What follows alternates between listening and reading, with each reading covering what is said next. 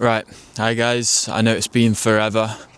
I made some really crappy videos of me speaking in Japanese, but I've decided to bring it back to the English, and because I know like most of my target audience is basically just people that are trying to learn Japanese, I'm pretty sure, so I was hoping to give some like informative advice and some videos to those people, really just kind of lock into their target audience instead of messing around with random Japanese videos, even though those are fun at times. So yeah, today I'm going to talk about how I learned over 10,000 Japanese words in 1 year. So it was probably more like 12,000 in 1.5 years, but obviously you got to go for the clickbaity title, and it's pretty much the same anyway. So yeah, I'll start with like how I first started learning Japanese words and how that evolved over time. So first of all, I started off with Wanikani that was online. It's kind of like you can learn kanji and vocab using mnemonics and stories kind of on their site. It's a good site, but you can't really control the pace of it, so you basically have to go along with their curriculum, which can feel very slow at times. And it's been said that the fastest person to complete it was 1.5 years or something, and you only learn like 6,000 words in total.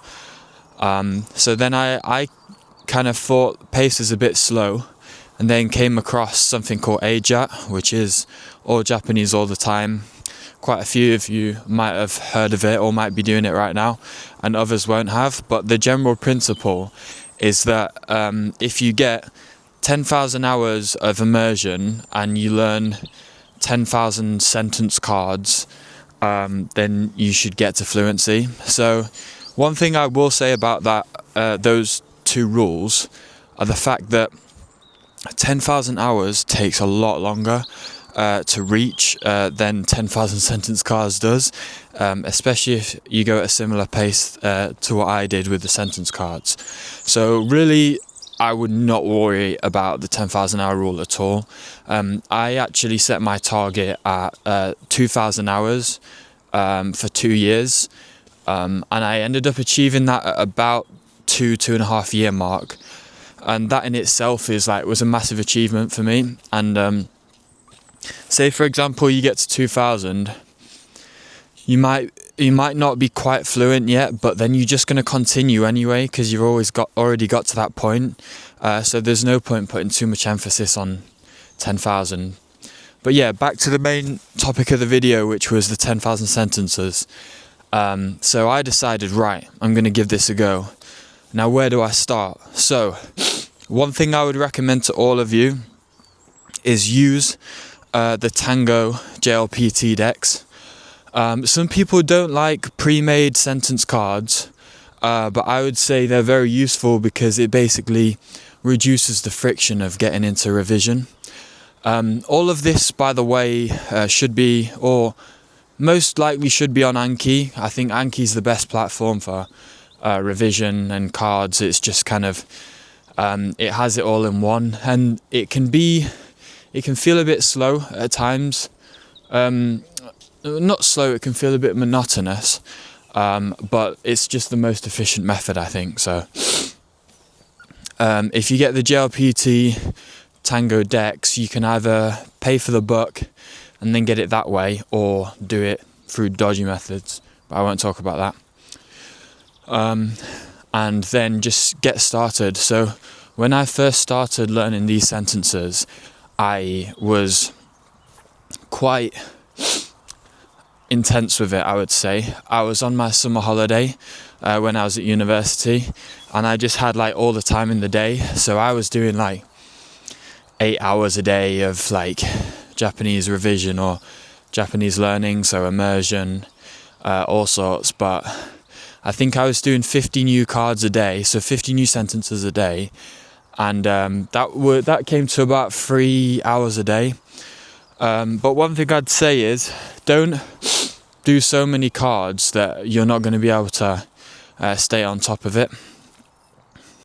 The general rule for Anki is that you'll have to do 7 times the amount of reps as new cards per day. So for example, if you do 20 new cards a day, that's 140 reps per day.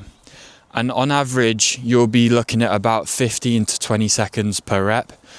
So that basically means a third of those reps. So say for example, 140, that would be like 43 minutes or like 46 minutes of revision per day. So if you use those calculations, that allows you to estimate roughly where you'd be at, and then you can think about like how much time per day you want to really spend on it. I would say start low and ramp up. Don't just go in, because you'll just burn out if you go in at like 50 sentences a day out of nowhere. And also, because I'd been studying words before that, it was a bit easier to kind of like do more cards.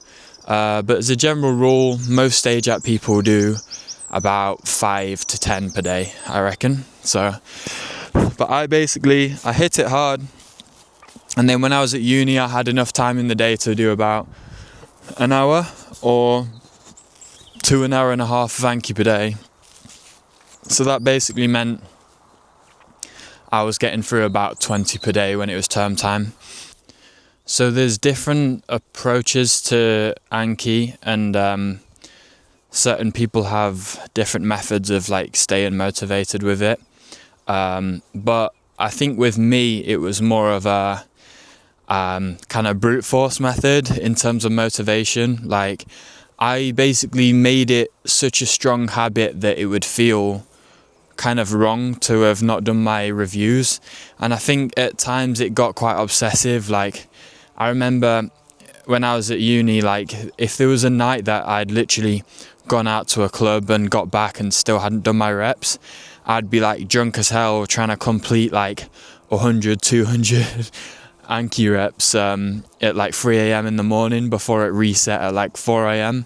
So I would definitely not advise that. Please just go to bed, get your sleep. But if it kind of helps to just like stay on top of stuff, and I remember people talking about like backlogs and in the community, and to be honest, I never really had a backlog. It was a bit of a foreign concept, because it was just like, get it done, you have to get it done. And that kind of helped with me a bit, because it takes the decision making out of the process. Like if you know you're going to do it either way, that you don't spend kind of like energy thinking about whether to do it or not.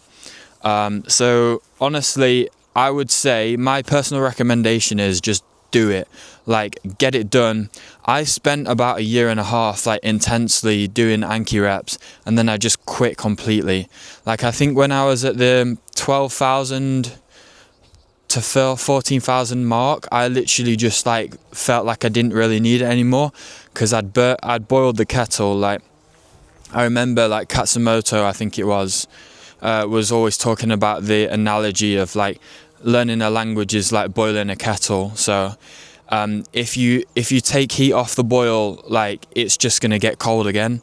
But if you keep boiling it, it'll finally reach the point where it's just it's done, and you don't really need to kind of keep putting heat back on. Like I know I'm not explaining the analogy well at all, but I think it's definitely a good one, because like volume matters a lot in the early stages, and I think this is one thing that people don't really consider when they're learning a language, and it's why people really struggle when trying to learn with like Duolingo 15 minutes a day, because quite frankly, it's 15 minutes a day is essentially useless, and it sounds harsh to say, and I don't think it's a bad thing to do 15 minutes of language learning a day, because it keeps that connection with the language up. And I had this at the early stages where I knew I wanted to learn Japanese, but I wasn't yet quite committed to it.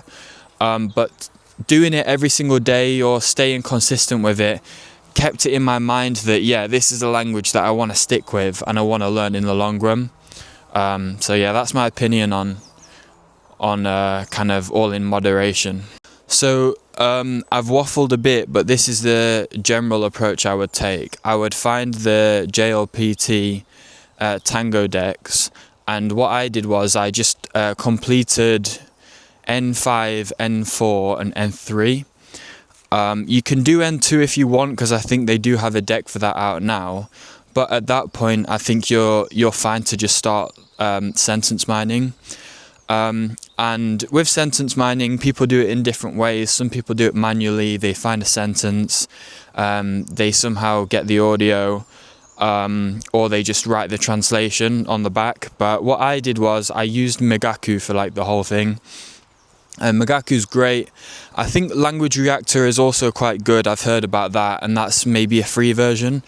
Migaku's become more of like a SaaS enterprise type thing, where maybe you have to pay a bit more now, and it's for all languages, etc. I would say like I loved early Migaku because of its simplicity, but I still think it's a very useful app, an extension. And also, if you're learning multiple languages, it's perfect. Like, it's such a good investment. So shout out to Migaku.